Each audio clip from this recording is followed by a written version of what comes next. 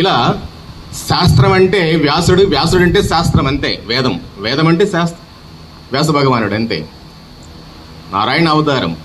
అటువంటి నారాయణుడు అయినటువంటి వ్యాస భగవానుడు చక్కగా అందించి వెళితే 5000 సంవత్సరాల నాడు, తర్వాత 3500 సంవత్సరాల తర్వాత అనేకమైనటువంటి ధర్మాలు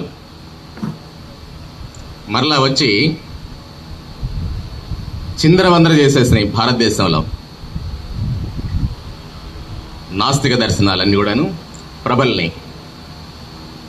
చార్వాక, జైన, బౌద్ధ ధర్మాలన్నీ కూడాను వచ్చినాయి.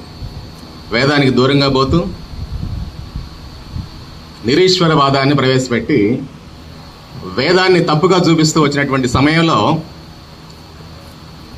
అవతరించినటువంటి అవతారం పరమేశ్వరుడిగా భావించేటువంటి ఆది శంకరాచార్యుల వారు 1300 సంవత్సరాల క్రితం శంకరాచార్యుల వారు. ఇది వాళ్ళ గురించి చెప్తున్నాను. ఏంటి అంటే గమనించలేం, అది లేదనుకుంటాం మోక్షం అనేటువంటిది. కాబట్టి మోక్ష నిర్వచనం అనేటువంటిది శాస్త్రం, వేదం. వేదం ఎలా చెప్పిందో, వేదం అంటే ప్రమాణం. ప్రమాణం, మరొక ప్రమాణం లేదు, వేదం ఒక్కటే ప్రమాణం. ఎలా చెప్పిందో అది చూడాలి వేదం. ఆ వేదాన్ని ఎలాగైతే మనకి తెలియజేశారో, వేదంలో చెప్పినట్లుగా మోక్షం అంటే ఏంటి అనేటువంటిది, అది తెలియకుండా మనం వెతికితే ఆ దొరికేదేదో అది మోక్షం కాకపోవచ్చు. మరలా మనల్ని ఇంతకాలం ఏదైతే దుఃఖంలో పడేస్తూ ఉన్నదో, లౌకికంగా మనం వెతికినటువంటి వాటిలో దొరికినటువంటి విషయాల వలె అది కూడా అయి ఉంటుందే కానీ అది మోక్షం అయి ఉండకపోవచ్చు. ఒకవేళ ఉంటుందేమోనండి అంటే ఉండడానికి అవకాశం కూడా లేదు.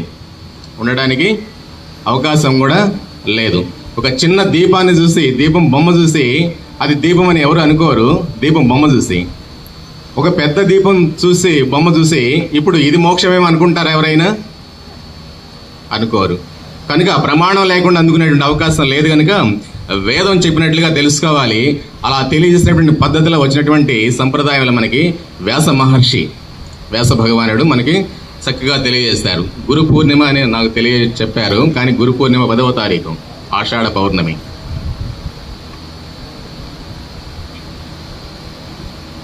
వ్యాస భగవానుడు బ్రహ్మసూత్రాలకి భాష్యం రాయడానికి కూర్చున్నటువంటి, బ్రహ్మసూత్రాలు రాయడానికి భాష్యం రాసింది శంకరాచార్యుల వారు. బ్రహ్మసూత్రాలు రాసినటువంటి సమయాన్ని ఆషాఢ పౌర్ణమిగా